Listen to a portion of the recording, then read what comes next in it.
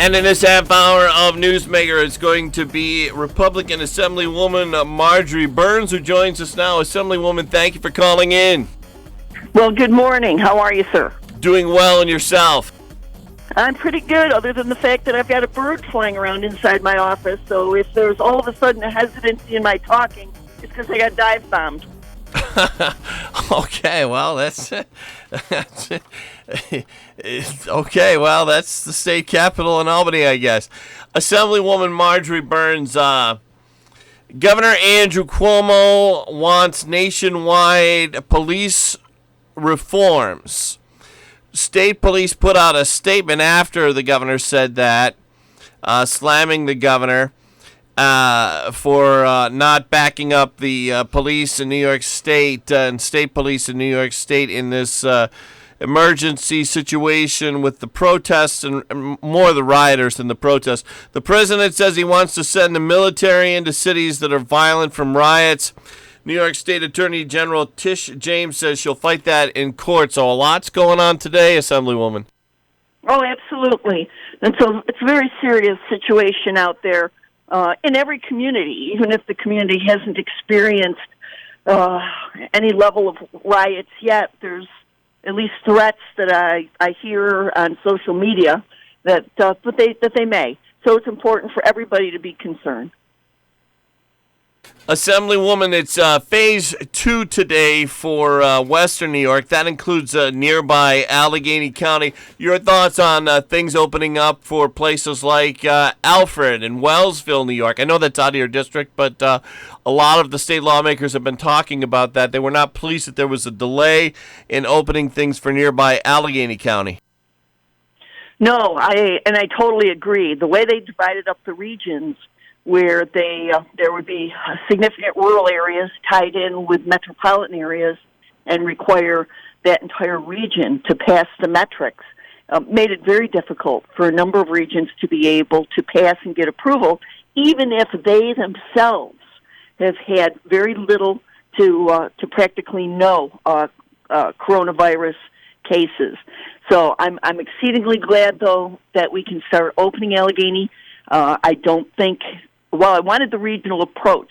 I think lumping it with metropolitan areas added the burden to get an area open that didn't have to be there for some of our more rural areas. But obviously I'm glad we can get going. It is important to get our businesses operating, people back to work. I mean, really, it's the entire economy of the state that's been stagnated. Speaking with Republican Assemblywoman Marjorie Byrnes, what are you hearing as far as the unemployment claims that are, well, for a long time they were not being taken care of quickly enough by the State Labor Department. Has there been any change there? We have seen more people that we have submitted the names for that have called us getting their claims adjusted and starting to get checks. So that is good. The number of phone calls we're getting has definitely decreased, but we're still probably getting 5 calls a day from new people trying to complete their way through the system. A lot of people try for 1, 2, sometimes 3 weeks on their own to try to get it taken care of and only turn to us as a last resort, although we certainly encourage people to turn to us at any point in the process. But so there's people, though, that have already become very frustrated, that are already weeks, months behind, and now they're just going into the system, and I'm not sure when they're ever going to be able to get their money. But hopefully they'll start progressing much quicker than it has, just because less phone calls and less claims are being made as we can get people back to work. And that's the important thing. Right now, the virus is fairly well beat down in our region, and I understand we've got to be very safe with our reopening plans, and everyone has to have a plan of action, follow certain guidelines in order to make it safe for employees as well as for shoppers or any other patrons of a business. But it's time to get going. It was time to get going a long time ago, but right now it's imperative, especially because of the dire economic situation, not only that the state is in, but that individual people are in who need to make their mortgage payments and pay their bills. Assemblywoman Marjorie Byrnes, I know a lot of people are eager. We'll talk about Phase 3 in a second, but I think a lot of people are eager to skip over to Phase 4. I believe it's Phase 4 that churches can reopen. Right now, they allow, 10 people at a time, and most people are watching religious services online. What's the latest there? We're hoping to get that going, too. I know a lot of our churches and religious organizations very much want to get open. And again, they believe they can do it in a safe manner. And I see no reason why, with proper planning, the same as with our stores, that they won't be able to do that. And right now, people, when they call us up, are so frustrated, they're so upset. They need an outlet. They need their religion. They need their pastors. They need the camaraderie that they have from other members of their churches. You know, it's not just a building. It's so important to the overall spiritual health of so many people in our community that the faster we can get our churches operating also is, again, it's incredibly important to the mental health of everybody in our communities. Now, getting back to Phase 3, which we mentioned a couple of minutes ago, Phase 3, from what I understand, is industries and restaurants and food services. And when I say restaurants and food services, I mean eat-in dining. Right now, you can do pickup, and restaurants can do delivery. But talking about going in and sitting down and eating in a restaurant. And also, as we mentioned, Phase 3 also includes industries. From what I can tell, Alstom is still pretty much running in Hornell. Not sure about the other industries in the area. What do we know there, Assemblywoman Marjorie Byrnes? Well, regrettably, I know about as much as you do. The information that we get from the governor's office, and we get information on a daily basis, and sometimes we get emails more frequently than the daily call-ins, is always very, very general. It rarely gives us anything to go off of, so that, you know, it just kind of generates more phone calls and more questions than it does answers. And then eventually we'll, at some point in the day, or after they've agreed to open a phase, we'll then get an explanatory email advising us as to what some of the details are, or some more specifics on the parameters. So I regret that I sit here also waiting to see what is or isn't going to be allowed. And right until the 11th hour, we weren't sure if dentists were going to be opening this week or not, and went back and forth because while the Dental Association of the state felt they were going to be opening and that they fell under a professional service to open, the governor's office was still kind of remaining neutral and not saying that they were actually a go or not. And then finally, over the weekend, we did get a confirmatory email saying that they actually were open, obviously with restrictions and taking care of concerns and PPE and stuff of that nature. You know, so it's just incredible how things can be in flux, or how one organization or business can be allowed for one purpose but not for another. That's why it's just time right now that let us be good citizens. We've been through this for months. We know what's allowed, what's not allowed, what's safe, what's not safe. Let us open our businesses. Let us do what's right for ourselves and the community, and trust us to be good citizens. And I think that's at this point what the governor has to do, is not be our parent for everything we do in our life, but for lack of a better expression, let the children go out on their own and be the adults we know we can be and run our own lives. You know, it's not just the conservatives that are saying this, Assemblywoman Marjorie Byrnes. The New York Daily News today has an article calling on Governor Andrew Cuomo to open up pretty much everything. The reasoning is at the New York Daily News is because the protests prove that all these people are together. Nobody's falling down and flopping over. That's what the New York Daily News is saying, and they're not exactly conservative. No, they're not. You look around our society, and from the get-go, you could go to grocery stores, and you could go to large big box stores and get practically everything you wanted virtually without restriction. All we're asking for is to allow all the remaining industries and businesses to be allowed to operate the same way the big boxes were from the get-go. If there was going to be a problem, we would have learned it through their experiment. They came out of it okay. Rarely were there any incidents. If there were, we didn't hear too much of people who may have been in contact that got things from these stores. So the experiment, so to speak, appears to have been very successful. Now let's run with it. Assemblywoman Marjorie Byrnes, here on your Facebook page, you list everything that's been going on in Phase 2. Phase 2 is been going on for several days now in Steuben County.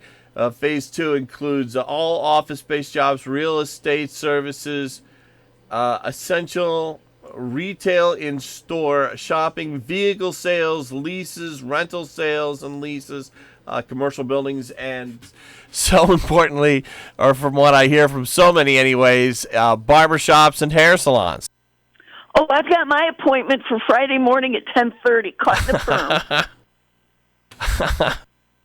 Yeah, so many people have been complaining about it. You see a lot of people out there with longer and stringy hair. We're going to take a quick break. We'll be back in just a moment with Assemblywoman Marjorie Byrnes. The Ryan Agencies, your local, independent insurance agencies. With insurance, it's not just about the price. You want value. The Ryan Agency works to find the best price, coverage, and service. Finding insurance that matches your needs and budget. Save smart. Contact the Ryan Agencies today for your best insurance value. Insurance protection you can rely on. The Ryan Agency. Hornell Partners for Growth would like everyone to know that we are thinking of you and hope everyone stays safe and healthy. We are working with our district businesses to get all necessary information out that is required to ensure a safe and healthy reopening for all employees and community consumers. To stay up to date on openings, community events, Steuben County, City of Hornell, and Hornell School District information, please like and follow us on Facebook at Hornell Partners for Growth. There you'll find a list of businesses open with current hours updated weekly and posts shared from our businesses and local officials. Please stay safe and remember we appreciate your continued support to all local businesses. Mullen Factory Direct Flooring in Almond is open, and they want you to know that they're following health and safety guidelines in order to keep everyone safe during this crisis. Mullins also understands that you may have a flooring project with a deadline that can't wait, like apartment renovations, new construction, an unexpected catastrophe. Whether you need it installed or you do it yourself, they'll do their best to make sure they take care of you with safety in mind and get that project done on time. They have over 500,000 square feet of in-stock flooring, and they offer special financing to qualified buyers. Mullen Factory Direct Flooring in Almond. Talking with Republican Assemblywoman Marjorie Byrnes.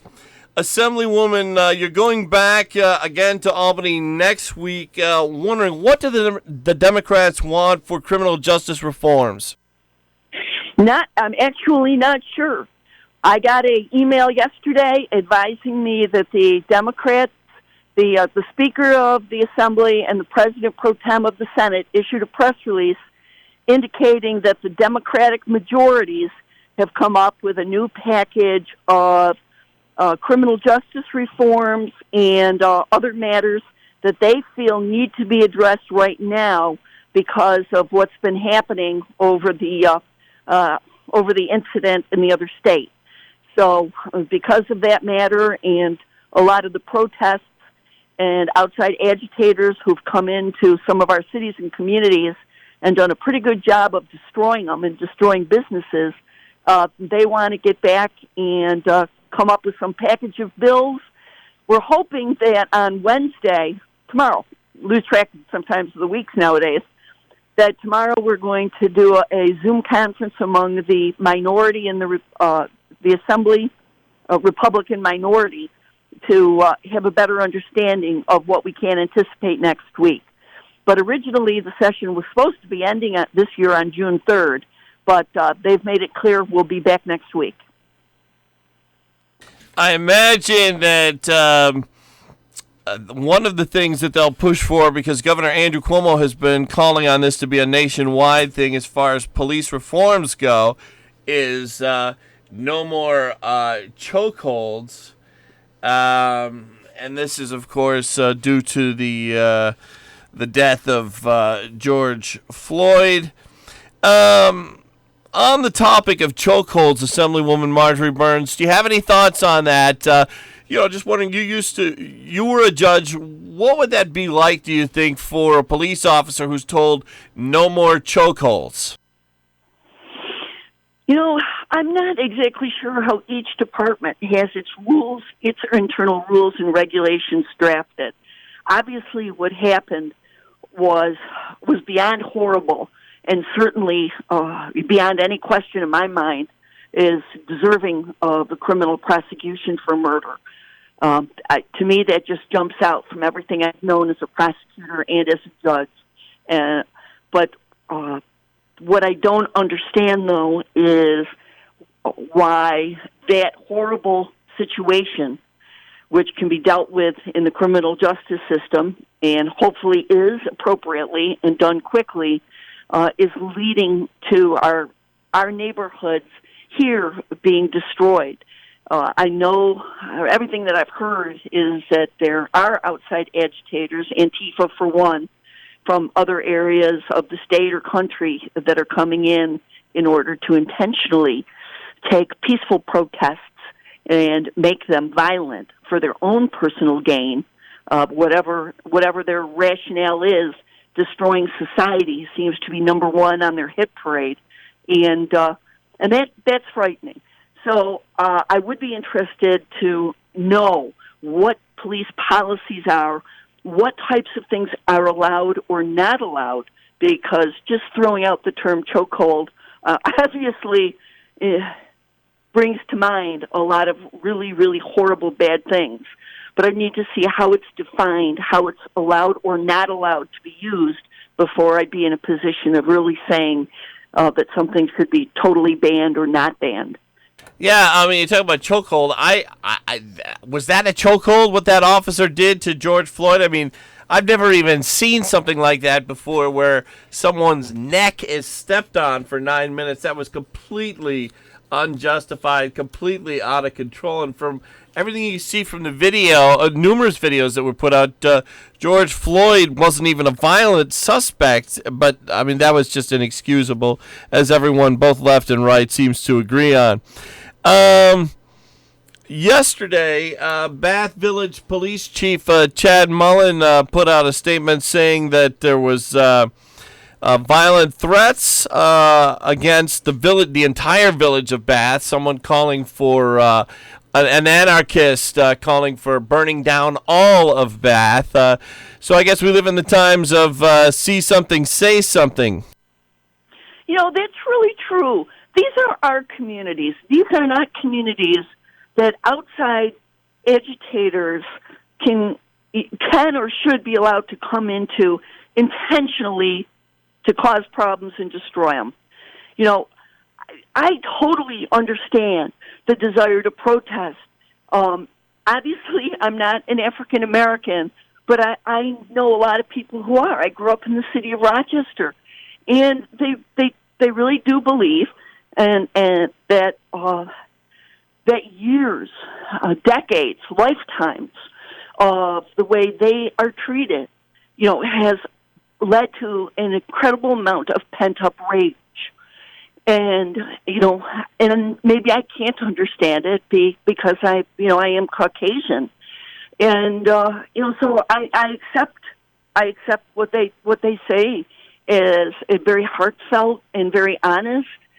But we can deal with this in our own communities, with our own police departments, with the mayor, with our county boards of supervisors to make our communities as best as they can be for everybody who lives here. And if problems occur, they can and should be immediately addressed, no matter what they are. If they're people that feel they're targeted because of their race, driving a vehicle, then even that. I mean, these things have to be looked at and have to be understood, and if there is a problem, it needs to be addressed.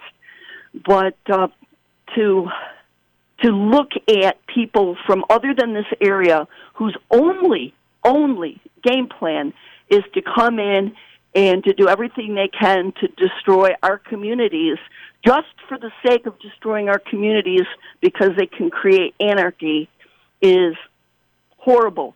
And it's not just the businesses and people's livelihoods. People then lose jobs. They're just getting going again. Police vehicles have been destroyed up in Rochester. Fire trucks have been destroyed. And, these things are so costly to replace that this could put our municipalities and our local governments back years or decades in having adequate resources so that if there are legitimate emergencies, we may not have the equipment to be able to take care of it, a fire or whatever. So if people know of something or feel they've seen something on the internet that is suspect, they really should call the local police. Obviously, we don't believe everything we read in social media. A lot of it is sent out there to be hyped just to get people worked up. But let the police investigate it. Let them determine that if it's valid or not valid. And my God, don't just, if you know something is going to happen, even if it is from local people, don't. It is just so wrong because a lot of our businesses now are also owned by minorities. And look at the great money that was just awarded to Hornell to rebuild the downtown community. This is awesome. This is what we need to get ourselves going, to inspire, to bring life back to our communities. The last thing we want to do in Hornell or anywhere else is to go backwards. Let's go forward. Let's find a legitimate way to move forward.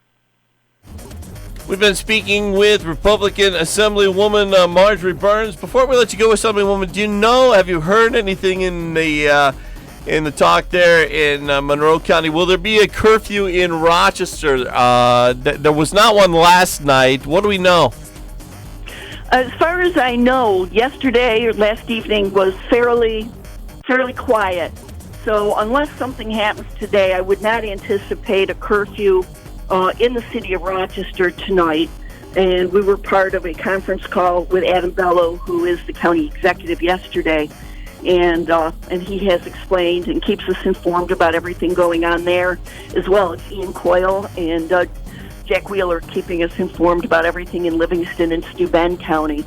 But it is important to always stay on guard, because that is part of the game plan of people who are anarchists and who are trying to disrupt us, is to catch you off guard. And look what happened in Buffalo. That was terrible with the officers struck last night. With that, we have to let you go. Assemblywoman Marjorie Byrnes, thank you for joining us. Thank you. Everybody stay safe. Let's get over COVID and move forward. Fox News, I'm Chris Foster. It's been 7 nights now of protests